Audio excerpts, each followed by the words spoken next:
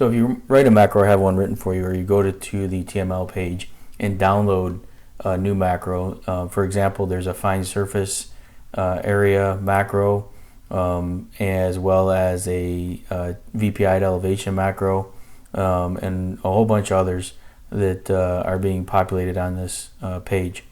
What you can do is you can download that TML. So if you go to the actual page, at the bottom here, you'll be able to download the zip file.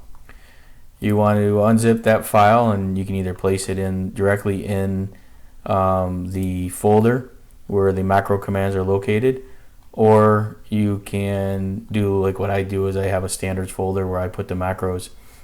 This way, if the product updates and those macros don't ship with it, I don't lose my macros. I have a place where I can always go back to get them.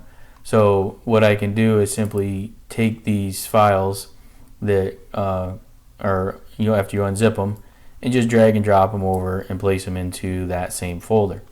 So when you do that and you go and open up Business Center, you'll see that that macro will appear. Now I have to close my Business Center down and reopen it, and you'll see that that surface area macro will show up.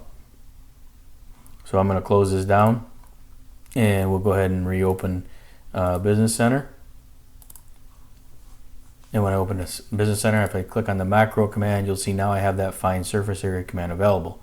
So now I can go into the project and I can use those commands.